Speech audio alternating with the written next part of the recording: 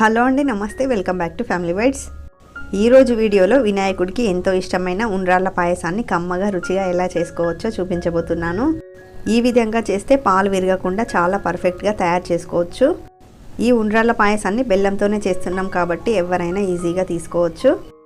మరి ఎంతో టేస్టీగా ఉండే ఈ ఉండ్రాళ్ళ పాయసాన్ని ఎలా తయారు చేసుకోవాలో చూసేద్దాం. దీనికోసం ముందుగా ప్యాన్లోకి 1 టేబుల్ స్పూన్ దాకా నెయ్యిని వేసుకోండి. నెయ్యి వేడయ్యాక ఇందులోకి 2 టేబుల్ స్పూన్ల దాకా మిక్స్డ్ డ్రై ఫ్రూట్స్ని వేసుకోండి. మీకు నచ్చిన డ్రై ఫ్రూట్స్ని ఇందులో యాడ్ చేసుకోండి. ఇవి ఇలా ఫ్రై అయ్యాక ఒక బౌల్లోకి వేసుకొని రెడీగా పక్కన పెట్టుకోండి.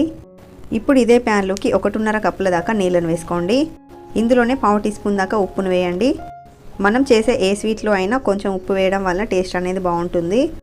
అలాగే 1 టేబుల్ స్పూన్ దాకా బెల్లాన్ని కానీ ఇలా బెల్లం పొడిని కానీ వేయండి.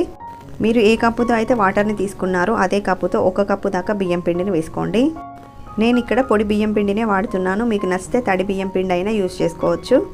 ఇలా బియ్యం పిండి వేశాక లో ఫ్లేమ్లోనే మొత్తం అంతా కలిసే విధంగా మిక్స్ చేసుకోండి. ఇలా అంతా కలిసిపోయాక ఇప్పుడు మూత పెట్టి కొద్దిగా చల్లారనివ్వాలి. ఇది కొంచెం వేడి తగ్గిన తర్వాత చేత్తో బాగా కలుపుతూ సాఫ్ట్ డో లాగా తయారు చేసుకోవాలి. చూడండి, మనకి పిండి అనేది ఇలా సాఫ్ట్గా ఉండాలి. ఇలా సాఫ్ట్ డో లాగా తయారు చేసుకున్న తర్వాత ఇప్పుడు చేతికి కొంచెం నెయ్యిని అప్లై చేసుకొని ఈ పిండిలోంచి కొంచెం కొంచెంగా పిండిని తీసుకొని ఉండ్రాల్లాగా చుట్టుకోండి. చూడండి, ఇలా ఎలాంటి క్రాక్స్ లేకుండా రౌండ్ బాల్ లాగా చుట్టుకోండి. ఇలా పిండి మొత్తాన్ని కూడా ఉండ్రాళ్ళ కింద చుట్టేసుకుని లాస్ట్లో కొంచెం చపాతీ ముద్దంత పిండిని మిగిల్చి ఆ పిండిని బౌల్లో వేసుకొని 1 కప్పు దాకా నీళ్లు వేసి ఉండలు లేకుండా బాగా కలుపుకోండి. ఇలా ఈ కన్సిస్టెన్సీలో పిండిని కలుపుకున్నాక ఈ మిశ్రమాన్ని పక్కన పెట్టుకోండి. ఇప్పుడు ఒక ప్యాన్లోకి 2 కప్పుల దాకా నీళ్ళను వేసుకోండి. ఇందులోనే చిటికెడంత ఉప్పును కూడా వేసుకోండి. ఇందులోకి 2 టేబుల్ స్పూన్ల దాకా నానబెట్టిన పచ్చిశనగపప్పును వేసుకోవాలి. ఇక్కడ నేను 2 టేబుల్ స్పూన్ల దాకా పచ్చిశనగపప్పుని ఒక అరగంట సేపు నానబెట్టి తీసుకున్నాను.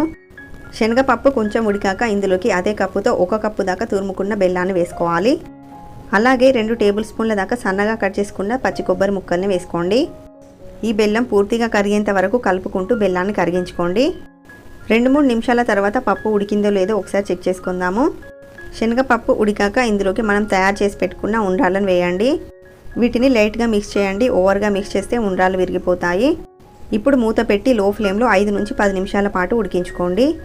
10 నిమిషాల తర్వాత ఉండ్రాళ్ళు ఉడికావో లేవో ఒకసారి చెక్ చేసుకోండి.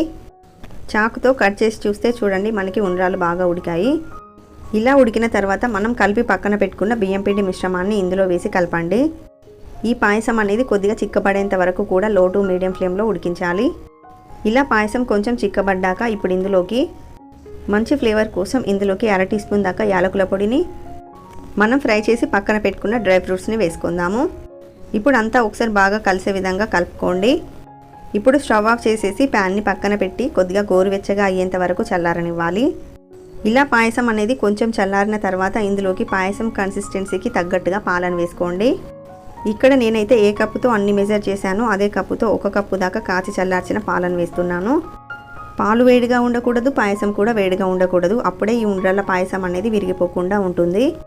పాలని మీ కన్సిస్టెన్సీకి తగ్గట్టుగా యాడ్ చేసుకోవచ్చు. ఇలా పాలు వేసేసి అంతా మిక్స్ చేసి వినాయకుడికి నైవేద్యంగా పెట్టేసేయండి. ఇలా చేసుకుంటే ఉండ్రాళ్ళ పాయసం చాలా రుచిగా ఉంటుంది. చేసుకోవడం కూడా చాలా సింపుల్. వినాయక చవితి రోజున ఈ ప్రసాదాన్ని ఒకసారి ట్రై చేసి చూడండి. ఈ సింపుల్ అండ్ టేస్టీ రెసిపీ మీకు నచ్చితే వీడియోని లైక్ చేయండి, షేర్ చేయండి. మరిన్ని టేస్టీ రెసిపీస్ కోసం ఛానల్ని సబ్స్క్రైబ్ చేసుకోండి. Thank you for watching.